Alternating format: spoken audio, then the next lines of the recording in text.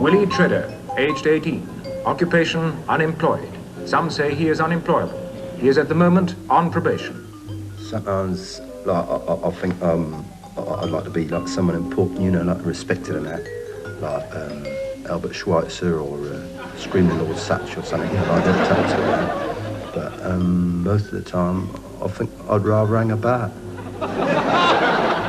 This is the street where Willie lives with his parents. Significantly, perhaps, Willie's room is in the basement.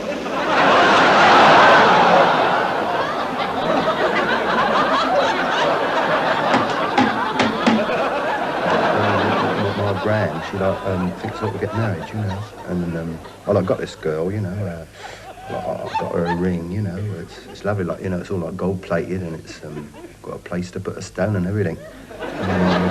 Like, it's the accommodation in it, you know. I mean, like, she couldn't, like, live here because there's no room, and we couldn't, like, go and live with her parents because they're living with theirs. And now, like, I'm on the probation. How did it all start? Where did Willie go wrong?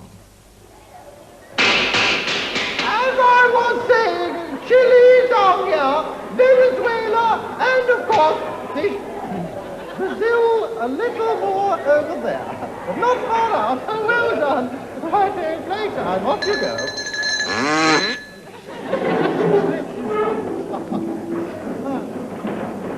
Yes, Willie Tredder, yes. Well, he wasn't the sort of child you really could grow fond of, you know. He knew far too many vulgar songs, for one thing, and some of them were quite disgraceful. Where he got hold of them, I'll never know. You mean he actually sang them in your presence?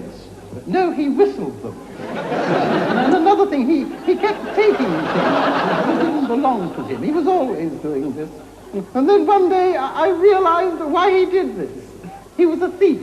I thought he might have grown out of it, but I do believe the youth club leader had the same trouble. No, I disagree entirely. I think that society must take its own share of the blame.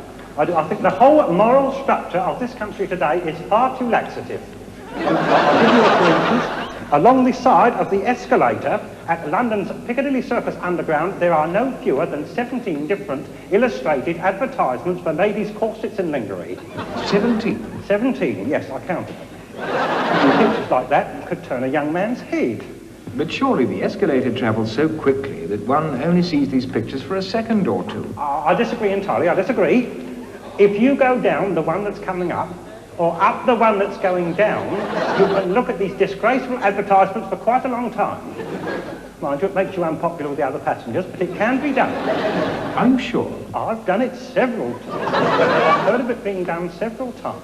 Honestly, I think parents today should keep a tighter rein on their children, I do really. But, like, since he's joined the probation, I mean, like, no one would come to his Christmas party nor nothing. I mean, it's only the vicar and the doctor come here now. It's just like we was cut off. Has he gone yet? You do what, Gran? Has the vicar gone yet? Yes, he's gone, dear, and it wasn't the vicar. It's the doctor.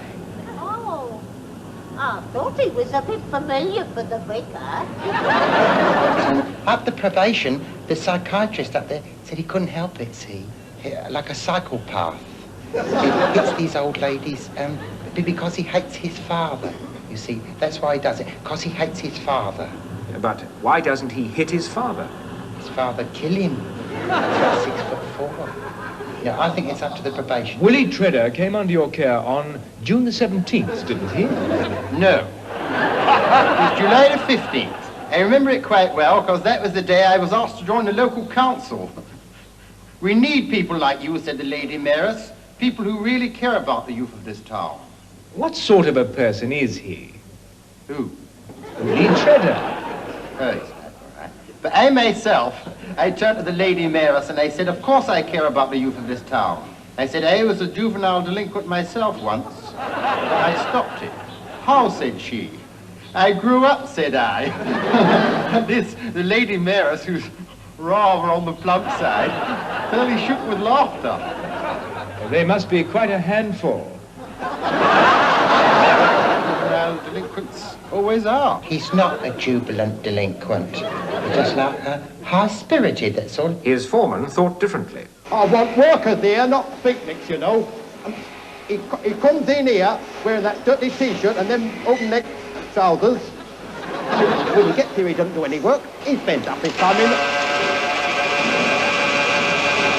You're going to be in there all day? I mean, it's not as if he's reading the racing results. Of all the 97 jobs Willie has had since he left school, none has lasted more than a few days.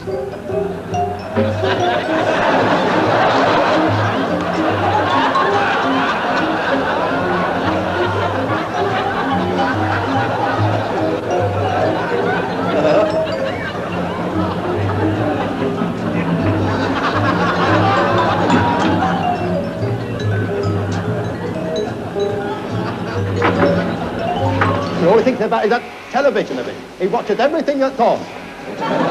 It does any harm on a television, because I mean, like, if say, like you're watching something like The Saint, or No Hiding Place, or Panorama. I mean, you know it's not real, don't you? I mean, you know it's only like made up, innit? It's all like made up, you know. I mean, it's not the harm it does now; it's what it can lead to. I mean, what happens when a boy gets his hands on Mary Anna? Who? Not who, what? Mary Anna. You know what I mean, Reavers. I mean, he lights one up just for kicks, and the next thing you know, he's a smoked addict. A smoke addict. And then no one can help him. Here then is Willie Tredder, a lonely, misunderstood young man, perhaps more to be pitied than blamed. Let us not condemn his displays of youthful high spirits, for that is what they are, simply youthful high spirits. Perhaps it would be well if, at this Christmas time, we showed people like Willie a little more understanding, a little more tolerance, a little more... Hey, that's my car. You little thief. Police! Police!